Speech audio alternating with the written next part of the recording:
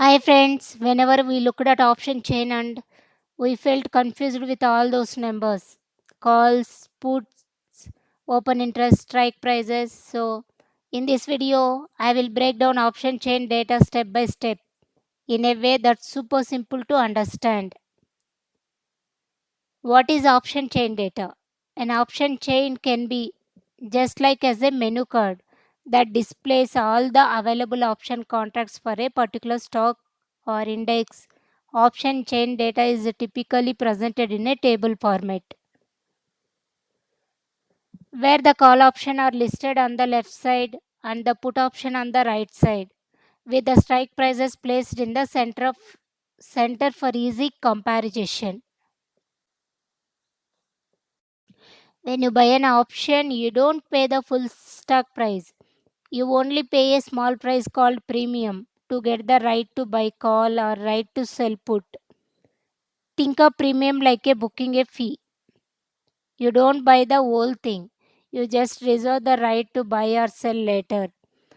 For example, with stock price is 100 rupees. Call at strike 100 rupees, premium is 3.5 rupees. Normally to buy the stock you need 100 rupees. But with this option you only pay 3.5 rupees premium today.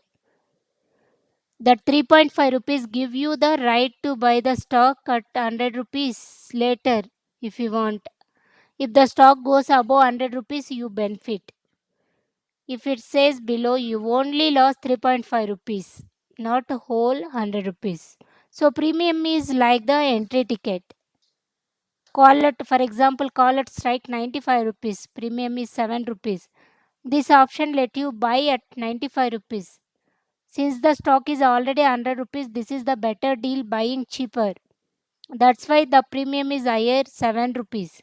More profit potential, more expensive option. Call at strike 105 rupees premium is 1.5 rupees. This option let you buy at 105 rupees. But the stock is only 100 rupees right now, so it's not useful today. That's why the premium is cheap 1.5 rupees. It only becomes valuable if the stock price climbs above 105 rupees. Examples with the stack at 100 rupees.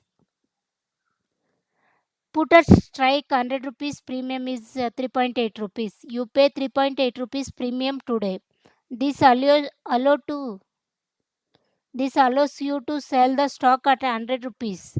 If stock drops to 90 rupees, you can still sell at 100 rupees. It will get big advantage. That's why the premium is bit higher. For example, like insurance, you protect yourself from the price falling below 100 rupees. Put at strike 105 rupees, premium is 6.5 rupees. This option let you to sell at 105 rupees when the stock is only 100 rupees right now. Clearly, this is already a profitable deal. That's why the premium is expensive 6.5 rupees. The more protection you get, the more you pay. Put at strike 95 rupees, premium is 1.2 rupees. This option let you sell at 95 rupees, but the stock is at 100 rupees. Selling lower than the market does not make sense now. That's why the premium is cheap. It only becomes useful if the stock falls below 95 rupees. Now we will look into components of an option chain for Nifty real data. Come to expire date.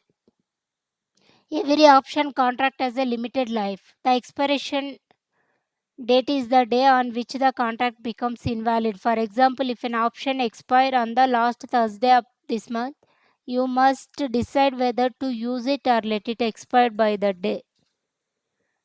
Call and put option. Call option are listed on the left side and the put option on the right side. Strike price. The strike price is the deal price written in the option contract. If you buy a call option, is the price at which you are allowed to buy the stock. If you buy a put option, is the price at which you are allowed to sell the stock. Bid and ask. The bid is the highest price that buyers are willing to pay for the option. while the ask is the lowest price that sellers are willing to accept. The difference between the two is called the spread. A narrow spread usually means the option is liquid and actively traded. Last price. This shows the most recent price at which the option contract was traded. It tells you the latest value agreed upon by buyers and sellers, though it might not always match the current bid or ask. Volume. Volume indicates how many contracts have been traded during the current trading session. High volume means there is active interest in that option, which may reflect traders' views on the underlying assessed movement. Open interest. Open interest shows the total number of contracts that are currently outstanding and have not been settled. It helps you to understand the overall participation in particular option strike. Rising open interest generally means new positions are being created, while falling open interest signals contracts are being closed. Im- Implied volatility. Volatility means how much stock price moves up and down. Implied volatility, the market expectation and how much the stock will move in the future. It does not say whether the stock will go up or down, only how big the move might be. Think of IV like the weather forecast. High IV market expects stormy weather. Low IV market expect calm weather. The Greeks delta, gamma, theta, vega. These are sensitivity measures that show how option prices react to different factors. Delta, it tell you how much the option price will move if the underlying stock move by 1 rupee. Gamma shows how much the delta itself will change if the stock price moves. Theta knows as time decay. It shows how much value the option loses each day as it gets closer to expiration.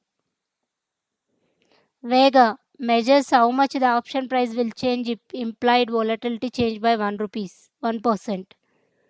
Together, these components make the option chain a powerful tool for analyzing market behavior and planning strategies.